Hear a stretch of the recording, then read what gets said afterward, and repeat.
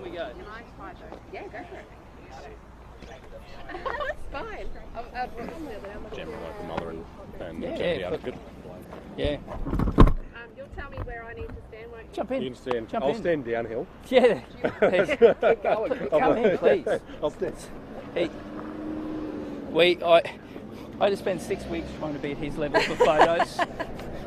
It got to the stage we nearly had a little milk crate we had to take around.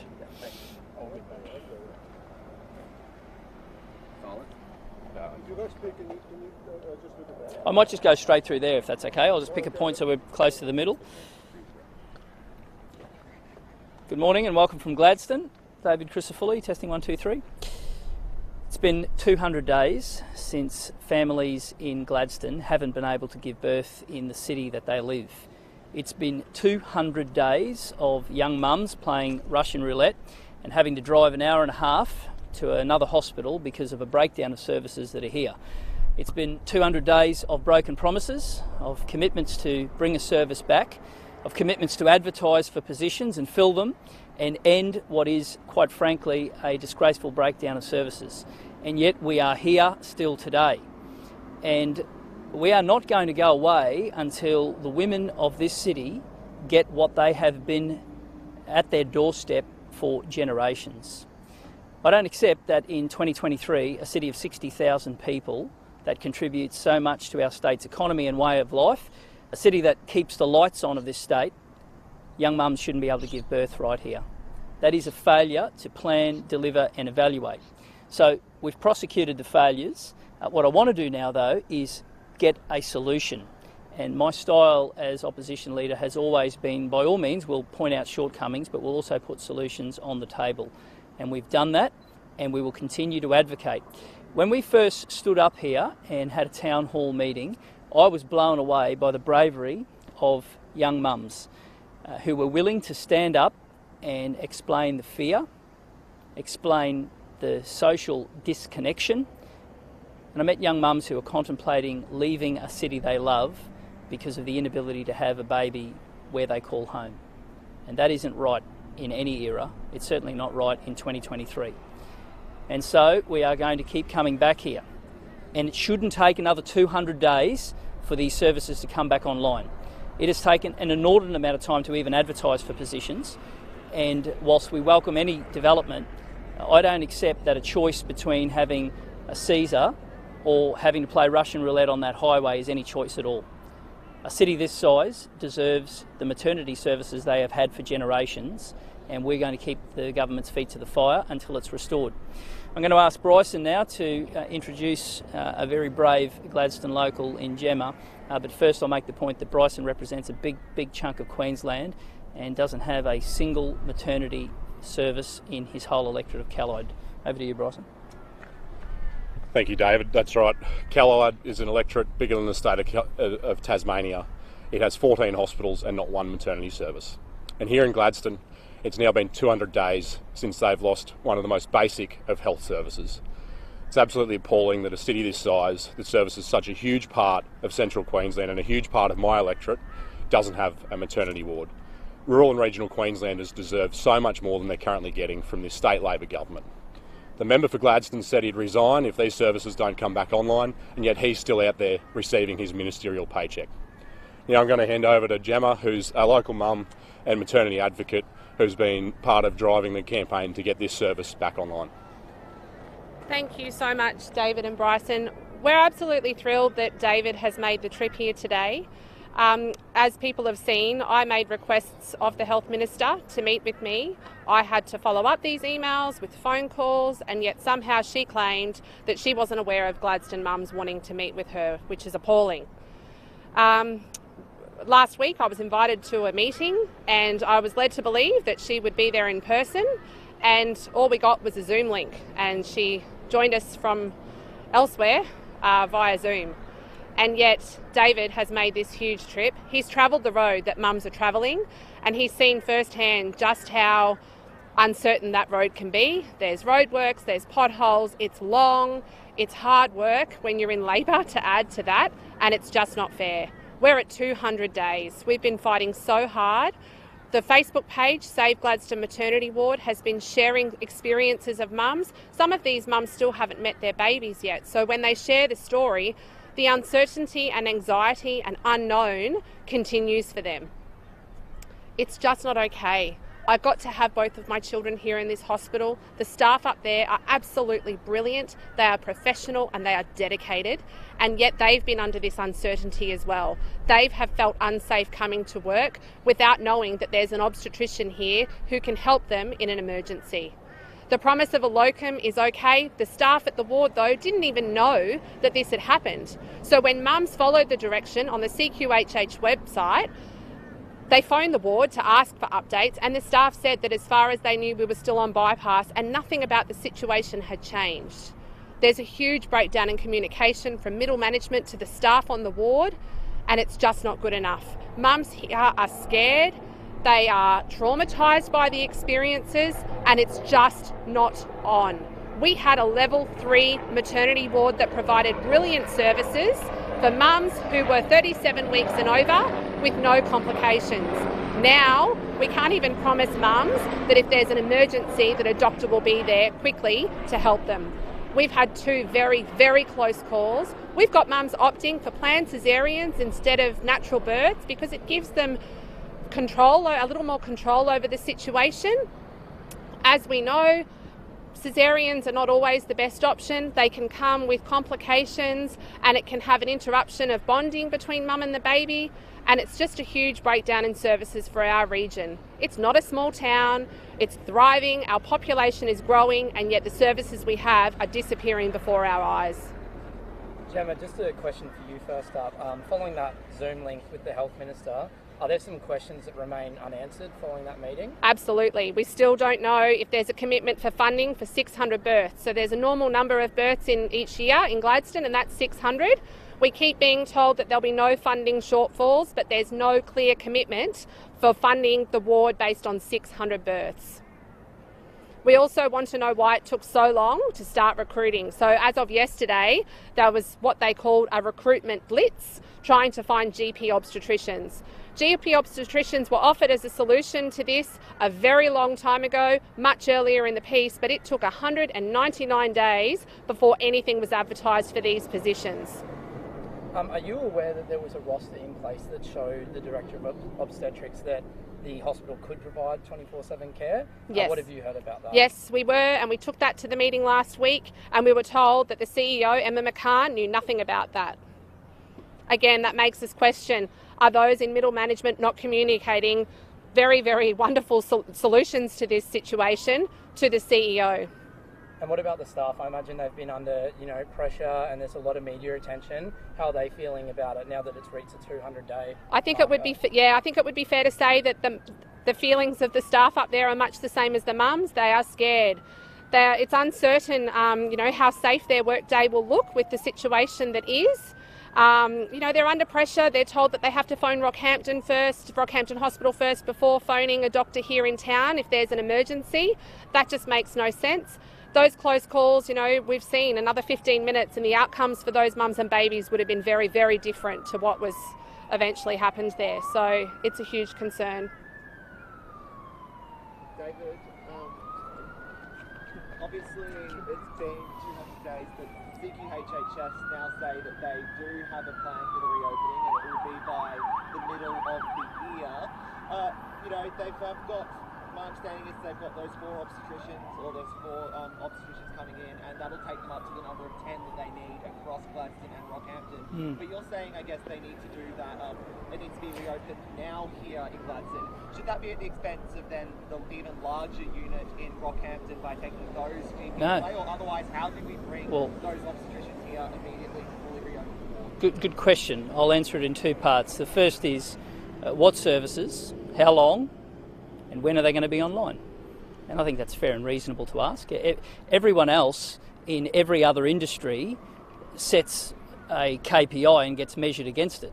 And yet here, where somehow the government is asking young women in a city of 60,000 to say, we're bringing services back and it'll be at some stage in the future. That's no commitment. That's kicking it off into the never. Well, they have a time frame on that. Well, they haven't really. They haven't put a deadline, and they haven't said that what the services will be and when by.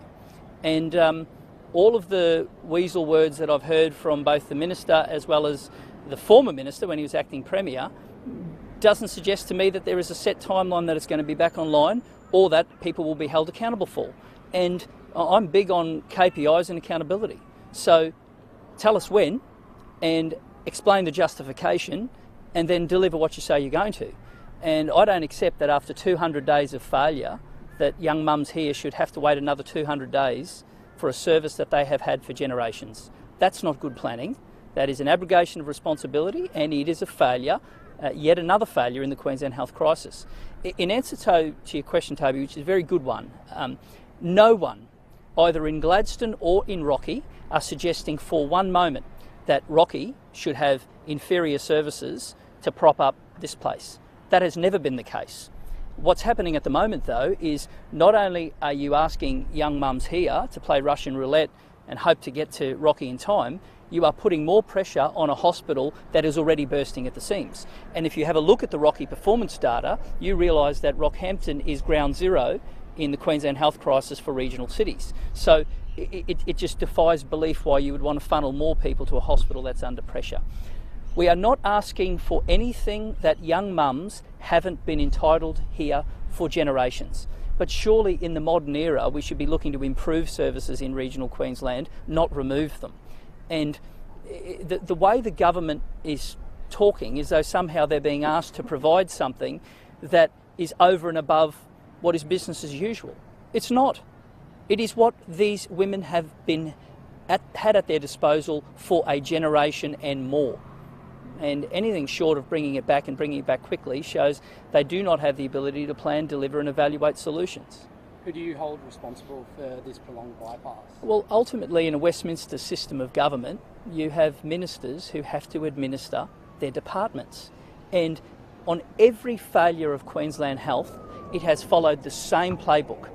First, the minister attacks, then they try to distract, and then eventually they defend with some solution that never gets followed through. I point to Mackay, where brave women stood up and told their stories, brave women who will never have a baby again because of a failure of services there. That hospital today still has issues with being unable to train specialists, and you wonder why Queensland Health struggles to recruit and retain people. When we raised the DNA issue, we were told we were politicking. Fast forward to today, government has a Royal Commission and it shows that a generation of victims may very well have been denied justice because of it. With the performance data for Queensland Health and with this place, where we were asked to come here and have a town hall by people like Gemma. We came and young mums and young parents told their story about being scared. And every time we've been accused of making up stories, scaremongering, all sorts of things. But the government has to accept responsibility. And in a Westminster system of government, that is the minister's job. Now, if the Premier was still interested in her job, and if she was still values transparency the way that she did 8 years ago, well, the minister would have been held accountable. Instead, it's government via autopilot. And unfortunately, that means people are falling through the cracks in beautiful cities like this.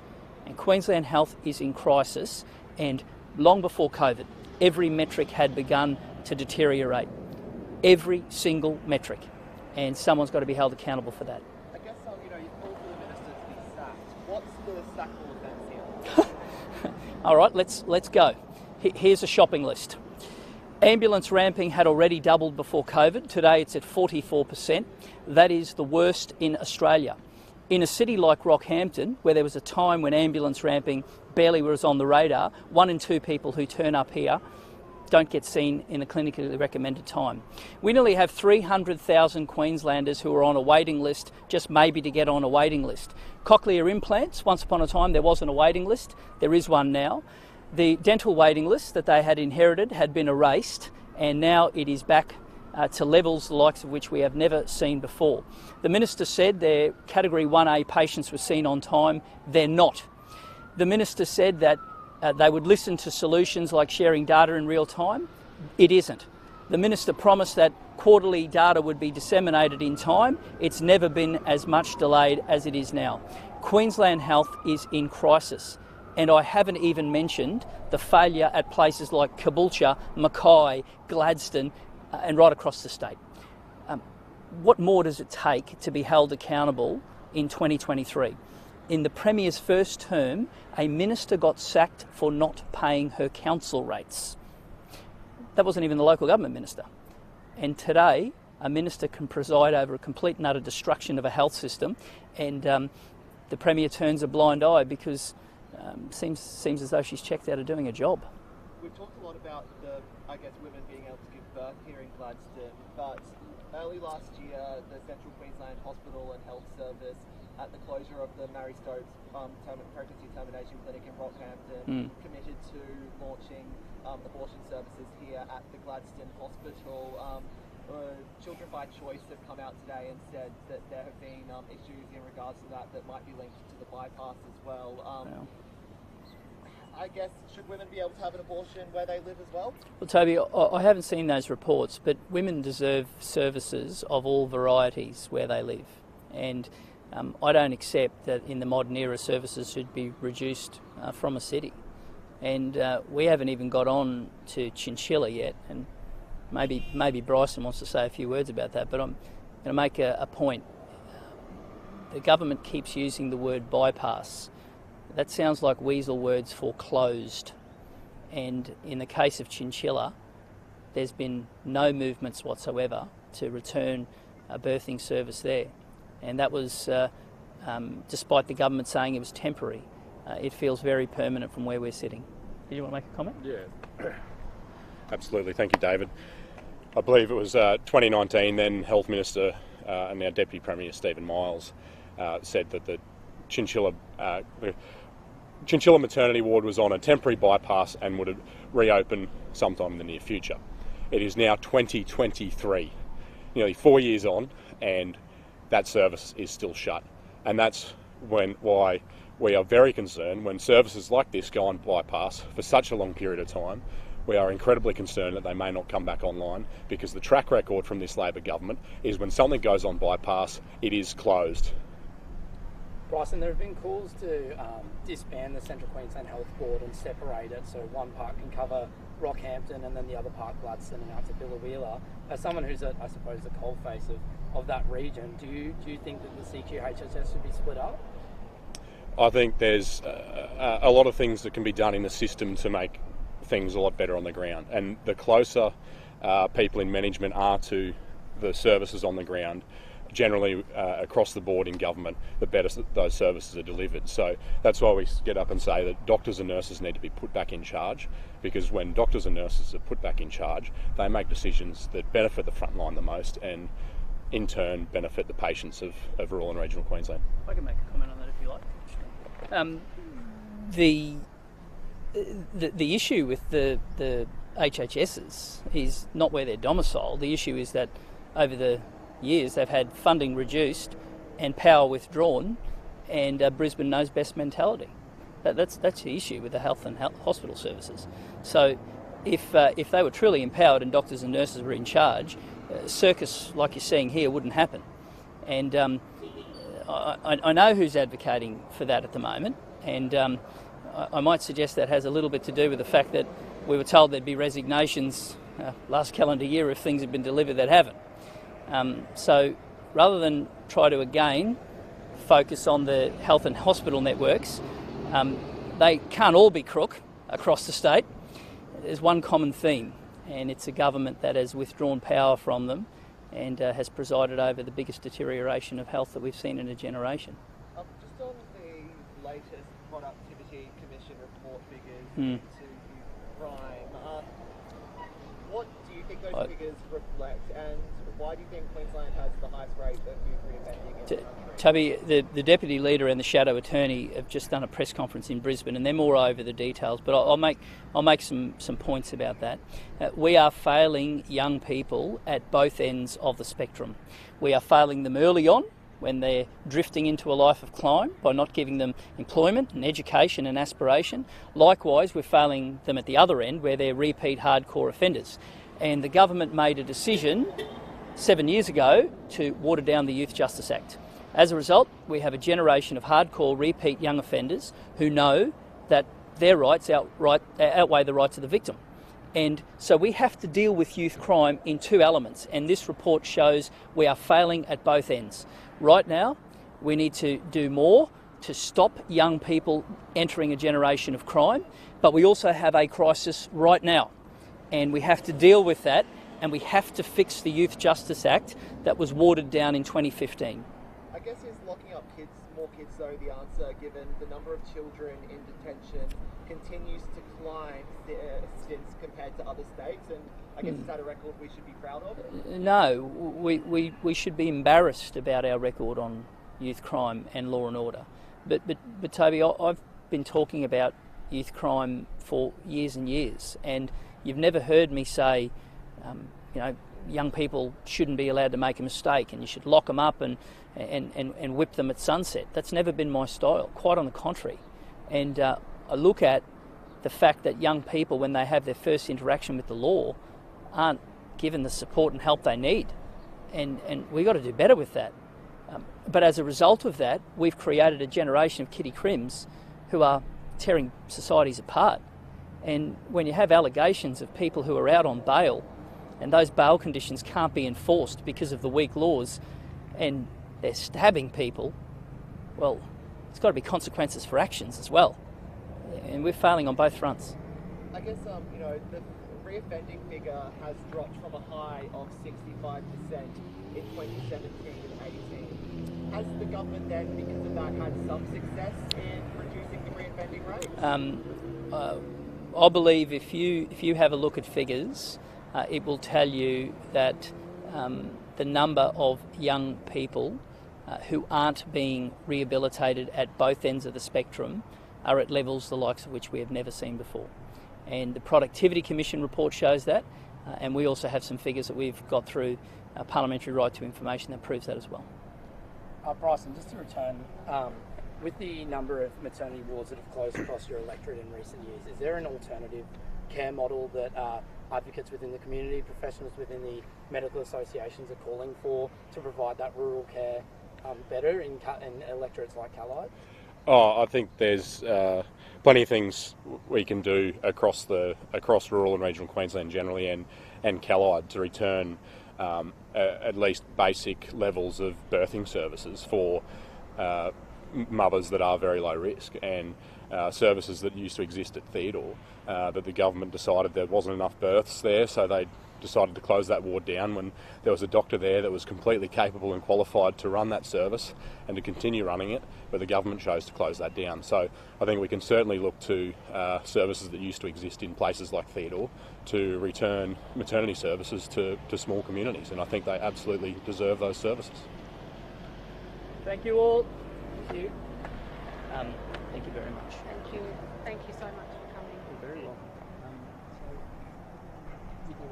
Yeah. Yeah, easy.